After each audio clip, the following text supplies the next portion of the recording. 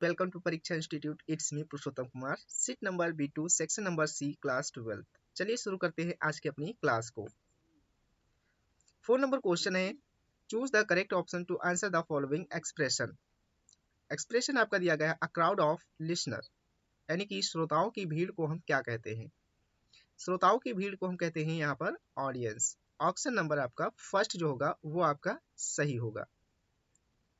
Legal end of marriage, जब किसी शादी को कानूनी रूप से खत्म कर दिया जाए तो उसको हम बोलते हैं डाइवोर्स। ऑप्शन नंबर इसमें 1 आपका सही होगा। Select the right meaning of the following idiomatic phrase. Idioms का राइट मीनिंग क्या होगा? अ बेड ऑफ रोज, जिसका मतलब होता है आराम भरा जीवन, यानी कि कंफर्टेबल एंड लग्जरियस लाइफ। तो कंफर्टेबल एंड लग्जरियस लाइफ आपका ऑप्शन नंबर फर्स्ट जो होगा वो आपका सही होगा यहाँ पर। रीड बिटवीन द लाइन, जिसका मतलब होता है गूढ़ अर्थ निकालना, किसी चीज का हिडन मीनिंग फाइंड करना। तो यहाँ पर फाइंड द हिडन मीनिंग आपका ऑप्शन नंबर फर्स्ट ही यहाँ पर इसमें भी आपका सही हो जाएगा। नेक्स्ट आपका दिया गया है पोस्टपोन, जिसका मतलब होता है स्थगित करना, स्थगित स्थगित करना। तो इसका मतलब स्थगित करना होता है। तो यहाँ पर एजॉर्न जो आपका वर्ड है इसका मतलब भी होता है रोकना या रुकावट, स्थगित करना। ठीक है। और स्टेबल मतलब होता है स्थिर, कंटिन्यू, लगातार, स्टॉप, रुकना। कैलस, कैलस मतलब होता है कठोर हृदय वाले व्यक्ति। तो यहाँ पर आपका कैलस मतलब कठोर। तो ऑप्शन नंबर आपका इसमें फर्स्ट हार्ड हार्टेड मैन जो है आपका, ये आपका सही आंसर होगा।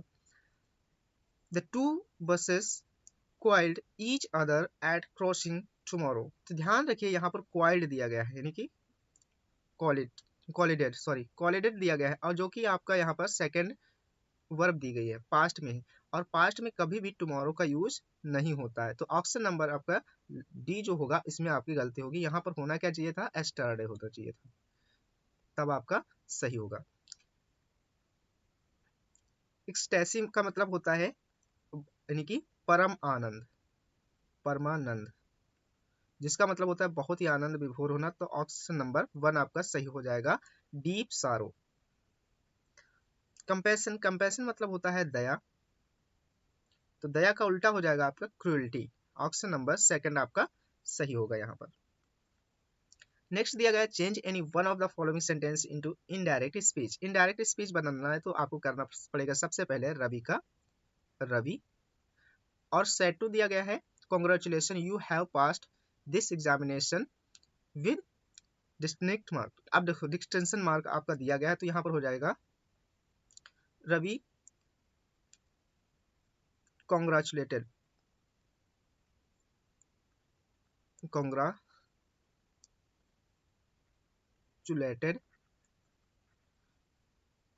And said and and saying. यहाँ पर आपका मी लगाना है। congratulated me and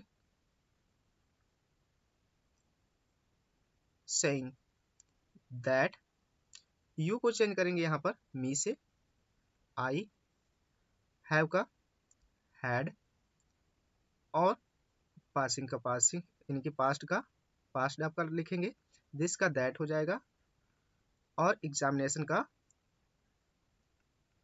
examination with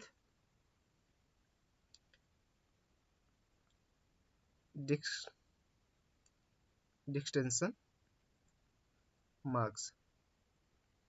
ये आपका कंप्लीट हो जाएगा। अब इसमें क्या चेंज करना है? यहाँ पर mother said to you why do you not join in any coaching beside your home town. तो यहाँ पर हो जाएगा मदर का मदर, सेड टू को इंट्रागेटिव सेंटेंस है तो आस्क्ड में बदलेंगे, आस्क्ड, और यू का यू ही रहेगा ऐसे यहाँ पर। और यहाँ पर इन्वर्टेड कामा को हटाएंगे तो क्वेश्चन वर्ड जो आपका है वही लिख देंगे। यू को चेंज करेंगे, यू से यू ही रहेगा। और यहाँ पर डू को हटाएंगे तो यहाँ हो जाएगा डिड नॉट। डिड आया क्योंकि नॉट आया, अगर नॉट ना होता तो ज्वाइन का सेकंड फॉर्म लगाते। उसके बाद में आपका join in any coaching beside your को चेंज करेंगे, यू से तो योर ही रहेगा, योर होम टाउन। ये आपका सेंटेंस कंप्लीट हो जाएगा इस तरह से। अगला आपका दिया गया है combine any one of the following sentence directed. कंबाइन करना है सेंटेंस को कॉम्प्लेक्स में। Man must die, why does then he seek to live. तो इसका हो जाएगा if a man must die then why does he seek to live, आपका कॉम्प्लेक्स सेंटेंस होगा। Spare the rod spoil the child, compound sentence बनाना है तो if लगाएंगे, if you spare the rod you will spoil the child. Transform any one of the following sentences as directed, transform करना है sentence को passive voice में। It is time to read the book, तो इसका हो जाएगा it is time को same का सेम रखेंगे यहाँ पर, और इसके बाद में फॉर का यूज करेंगे, और जो आपका ऑब्जेक्ट दिया गया है द बुक उसको यहाँ पर सब्जेक्ट बनाएंगे, और टू लिखेंगे, वर्ब की फर्स्ट फॉर्म बी, और उसके बाद में थर्ड फॉर्म रीड, और नाउ राइट करेंगे आपका। रिमूव टू का, रिमूव टू में क्या लिखा है आपका, the tiger was too old to go for hunt, तो यहाँ पर लिखेंगे द टाइगर का टाइगर वाज, टू को चेंज करेंगे इस टू को आपका सो में ओल्ड, अब इस टू को हटाएंगे यहाँ पर रिमूव करेंगे, तो यहाँ पर हो जाएगा दैट, और टाइगर के लिए इट, और यहाँ पर पास्ट है तो यहाँ पर कैन का कुड हो जाएगा, could not go for Hunt. ये आपका इस तरह से कंप्लीट हो जाएगा रिमूव टू वाला सेंटेंस आपका। नेक्स्ट आपका सेंटेंस जो दिया गया है वो क्या है, चलिए देखते हैं। Correct any one of the following sentences, तो यहाँ पर दिया गया है बर्न द कैंडल, तो बर्न नहीं यहाँ पर आपका लेट का यूज किया जाता है। If you will not work hard you will not pass, तो यहाँ पर आपका देखिए यहाँ पर सेंटेंस इसका क्या होता है, यहाँ पर अगर इफ से सेंटेंस शुरू है आपका, इफ सब्जेक्ट प्लस यहाँ पर सब्जेक्ट प्लस, और उसके बाद में यहाँ पर आपका आता है डू नॉट, वर्ब की फर्स्ट फॉर्म, दूसरा सेंटेंस बनता है subject plus will plus verb की फर्स्ट फॉर्म, तो ये फॉर्मूला आपका चलता है। तो यहाँ पर आपका ये जो विल आया है इसको हटाएंगे, यहाँ पर लगाएंगे डू, बाकी आपका सेंटेंस क्लियर हो जाएगा, करेक्ट हो जाएगा। Why you have kept your book, यानी कि बॉक्स, तो यहाँ पर आपका इसमें यानी कि where you have kept your box, तो यहाँ पर आपको हैव को यू से पहले लेकर आना पड़ेगा, और यू इसके बाद आएगा, और इंट्रागेटिव सेंटेंस आपको बनाना है। अब नो सोनर आया तो यहाँ पर आपका हैड आना तो बनता ही है। अगर यहाँ पर देखिए पहली बात हैड की गलती इसमें नहीं होगी, हैड आएगा आपका बाद में। यहाँ पर देखिए यहाँ पर रीच्ड आया है, और यहाँ पर देखिए हैज दिया गया, तो यहाँ पर आपका क्या होना चाहिए, हैड यहाँ पर आपका लगेगा।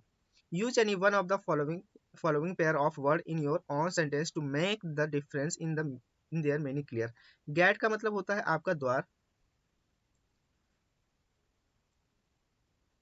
और गेट का मतलब द्वार, और दूसरा वाला जो गेट है आपका GAIT वाला, इस गेट का मतलब होता है गति, दूसरे वाले गेट का मतलब होता है गति, और इस कॉम्प्लीमेंट का मतलब होता है प्रशंसा, और इस कॉम्प्लीमेंट का मतलब होता है पूरक, जो कमी को पूरा करता हो। तो इसके सेंटेंस आपको बनाने हैं, सेंटेंस अपने आप से मीनिंग क्लियर कर दिया है, सेंटेंस अपने आप से कंप्लीट कर लेने हैं इसके। Translate the following into English. भालू एक जंगली जानवर है। Bear is a wild animal, आपका वह जंगल का राजा तो नहीं है किंतु शेर की तरह ही खूंखार होता है। He is not the king of the jungle but he is a ferocious as a lion. पेड़ों की घनी छाया में नदी के किनारे रहना भालू को ज्यादा पसंद है। They like to live in the dense shade of trees and on the bank of rivers. Up, अपने रहने के लिए भालू जमीन में मांद बनाता है।